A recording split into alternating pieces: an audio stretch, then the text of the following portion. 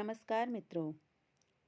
आज हम एक कहानी सुनेंगे जिसका नाम है अनोखी युक्ति। एक नगर में एक लकड़हारा और एक पशुपालक रहता था।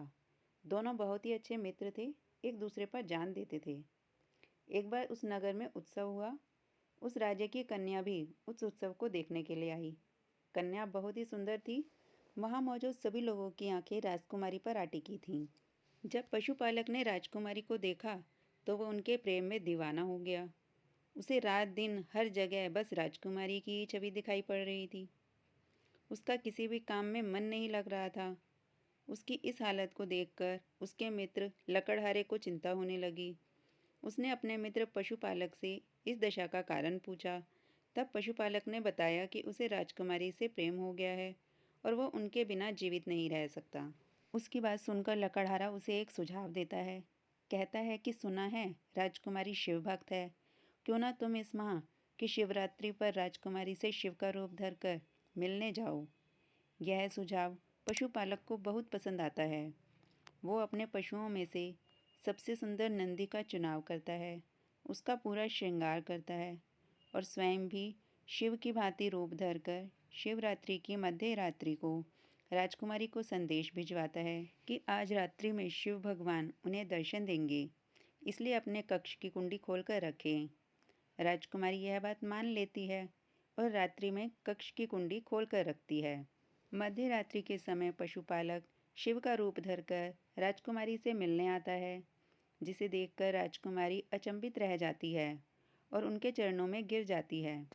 पशुपालक उसे कहता है कि तुम देवी का रूप हो, तुम्हारी भक्ति से प्रसन्न होकर मैं तुम्हारे समीप आया हूँ और तुमसे विवाह करना चाहता हूँ। राजकुमारी कहती है, प्रभु, इसके लिए आपको मेरे माता पिता से बात करनी होगी। इस पर पशुपालक कहता है, कन्या, तुम देवी का रूप हो, इसलिए मैं केवल तुमसे बात कर सकता हूँ। तुम्हारे माता पिता साधारण मनुष्य हैं, इसलिए हमें छिपकर ही विवाह करना होगा। राजकुमारी मान जाती है और शिव रूपी पशुपालक से विवाह कर लेती है। अब पशुपालक रोजाना अर्धरात्रि में राजकुमारी के पास शिव के रूप में आने लगता है। रोज कोई राजकुमारी के कक्ष में आता है। इसका दासियों को संदेह हो जाता है। दासियां यह बात महारानी को बताती हैं। महारानी महाराज से बात करती हैं। दोनों राजकुमारी के पास आते हैं और सच पूछते हैं। इस पर राजकुमारी पूरा सच अपने माता पिता को बताती है। माता पिता बहुत प्रसन्न होते हैं कि उनकी कन्या को स्वयं भगवान शिव ने पसंद किया है। वह राजकुमारी से अपने जमाता से मिलवाने को कहते हैं। तब राजकुमारी कहती है कि वे साधारण मनुष्य से नहीं मिलते। आप चाहें तो रात्रि में छिपकर उनके दर्शन कर सकते हैं। माता पिता यही करते हैं। रात्रि में पशुपालक को शिव समझकर वे दोनों बहुत खुश होते हैं। इसी खुशी के कारण राजा अपने साम्राज्य को बढ़ाने के लिए आसपास के राज्यों में आक्रमण करने लगते हैं। उन्हें लगता है कि जिस राज्य का जमाता भगवान शिव हैं, वह राज्य कैसे परास्त हो सकता है।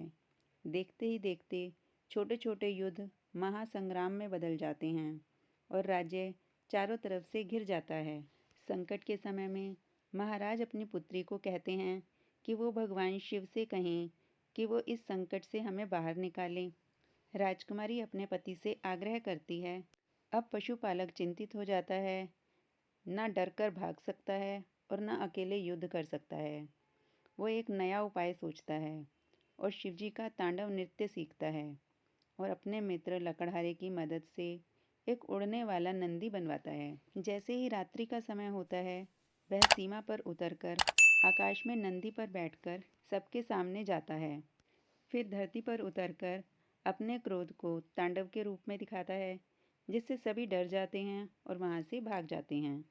इस प्रकार पशुपालक अपने राज्य को संकट से बचाता है, लेकिन उसे अपनी भूल का एहसास होता है, इसलिए वो राज्यसभा में जाकर अपनी गलती स्वीकार करता है। सभी दरबारी भौचक्के से रह जाते हैं।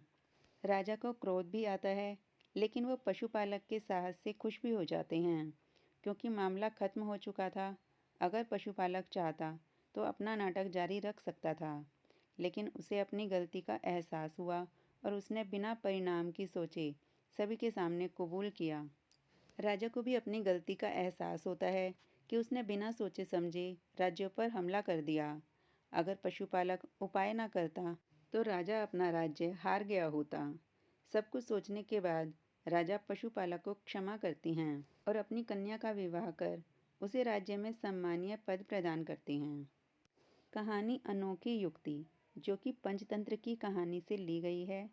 यह कहानी हमें शिक्षा देती है कि उपाय से आसानी से परेशानी से बचा जा सकता है, लेकिन यह भी सीख देती है कि इच्छा पूर्ति के लिए झूठ बोलने का परिणाम कितना भयानक हो सकता है। और दूसरा, बिना वास्तविकता को जाने निर्णय लेना जानलेवा भी हो सकता है।